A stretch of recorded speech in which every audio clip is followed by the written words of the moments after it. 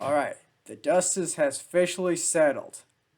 Red wave had washed over Virginia, and the Virginia Republican Party has now reclaimed all three executive offices in the state, in its blue leading states. And this is a massive blow to Joe Biden and the Democratic Party. And I just want to say, I don't want to brag that I was right, but let's just say what it is. I was right. I predicted there was going to be a red wave. And one of the main indicators was because of energy. And and I always said that campaigns are about ideas.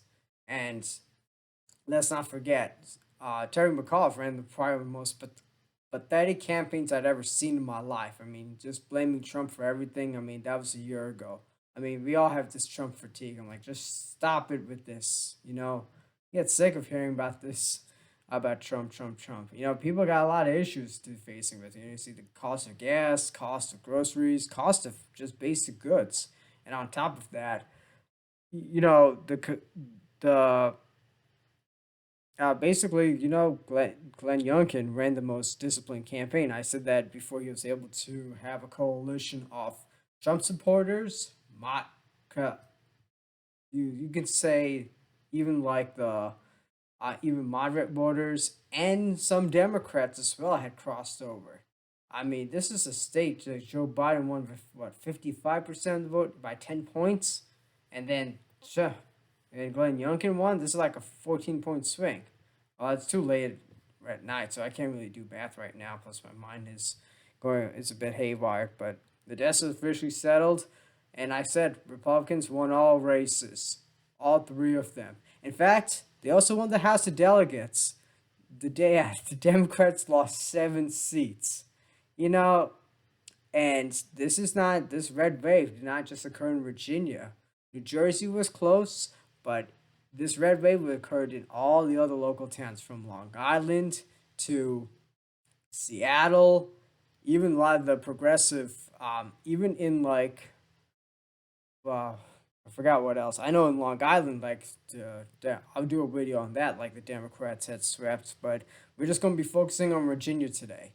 So if you can see in my map, I predicted that um, okay, some counties I got right, like I got Montgomery County right going red, as well as um, Virginia Beach going red, and Chesapeake going red, and Chesterfield going red as well. So I predicted that accurately.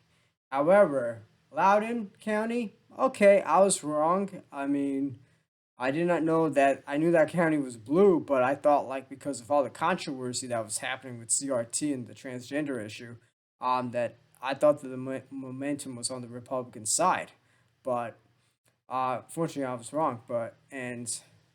Let's not forget. Now, I'm not cheering for either party. I mean, I have my own views. Like I said before, like I'm more of a moderate voter. I agree with the left on some things, and I agree with the right on some other things. That's how it is, and uh, that's how it will be. So going on to the results. So if you guys want to know how bad the Democratic Party who got beaten, it was pretty damn bad. I mean, look at the shift. All of Virginia shifted to the right. I mean, the biggest shifts were in Radford, well, 18 points. And Radford's a college town. It's home of Radford University. In fact, Terry McAuliffe won Radford 8 years ago. What else? Let's look at Manassas, 15 points. Northern Virginia. Loudoun, 14. I mean, Fredericksburg, 14. Wow. Double digits. Shifts. Newport News, 12 points. Norfolk, Virginia Beach, 14. Oh, yeah, during that race. Ooh, boy. Chesapeake, 13. You know, the Democrats really hired some of the most pathetic consultants I've ever seen on the planet. I mean, all they're talking about was just about, like, they were not talking about. I can't believe that Terry McAuliffe, the guy who was governor for 4 years, and I wasn't say that. I lived in the D.C. area, and he wasn't like I said, he couldn't run on his record. I mean, he couldn't run on issues people cared about. I mean, you could just talk about the traffic and how horrible it is. I'm pretty sure you could run with that. If you don't talk about how you're gonna make your lives better, I mean, and this wokeness, jeez, this wokeness, this is why I don't agree with the Democrats on much issues because this wokeness turns a lot of people off, and yeah, this is what you're gonna get. And but like I said, it was not just Glenn Youngkin that won. Like I said, Winsome Sears won. She's the first uh, African American woman lieutenant governor. Jason Miyares won as well. In fact, I think he's the first Cuban American. Yeah, Mark Herring's defeated.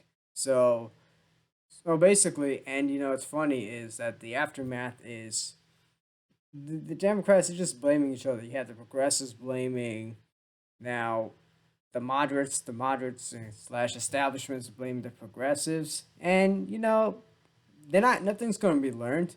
But I'll tell you what, this is a foreshadowing of next year.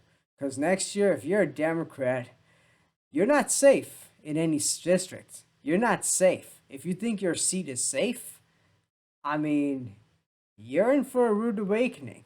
I mean, people have this. If Virginia's not a wake up call, if New Jersey's not a wake up call, I don't know what is. I mean, but this is pretty earth shattering in my opinion. Sure, it's not like the Bob McDonnell victory or the George Allen victory, but but like I said, according to Wikipedia, he is the fourth GOP to win the governorship in 40 years. So, okay, so that means the Democrats have pretty much won, like majority of the governorships, including Terry McAuliffe. And Terry McAuliffe, we don't want to see you. You ran a pathetic campaign. Don't run in 2025. Or I'm pretty sure, but knowing how these people are, like they probably would run. Yeah, I mean, but now would they have ran with some now? In fact, I think like I'm not sure. I mean, you should have seen Lee Carter's Twitter page. Dude, he went off on the Democratic establishment. Woo, boy. I mean, like I said, I don't agree with everything he says. Some good things I agree with, but I don't agree with anything he says. But I'll tell you this: if Republicans had gone for like someone like for Amanda Chase, they would have lost. I mean, this woman says more stupid stuff out of her butt more than anything else. But man, oh man, woo, yeah. I mean, yeah. So they called the race around 1 o'clock. I mean, yeah, I was sleeping actually, so I couldn't really report the results. I had to go to work. But man, but I did call it. One thing I take in consideration is energy, and even when I look at these margins, it's just when especially in Southwest Virginia, 87%, 84%. Another thing I can conclude is the blue collar voters have officially abandoned the Democratic Party. This was These voters were the ones who propelled FDR, JFK, almost every Democrat since World War II, since the Great Depression, into office. And now they have abandoned them. So, and the other thing is, this is what happens when Democrats give on rule America. This 87%, 82%. And they say demographics are destiny. Yeah, you better rethink that because a lot of I think Glenn Youngkin won majority of the Hispanic voters. Where I live in Florida, yeah, they like Ron DeSantis down here. So I think, uh, so basically the Democrats have no ideas. I don't think they're going to change strategy. Basically, they'll probably double down and they're going to get their clocks cleaned in 2022. That's what we can conclude.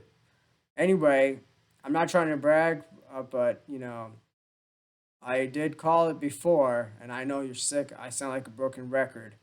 But I like to cover more races. In fact, I'm going to cover articles as to how what why the Democrats lost. I want to do an analysis on that. I mean, I find this interesting that if the Democratic leaning state that they managed to mess up so badly. I mean, I could go into I can go all day about this, but this is truly remarkable.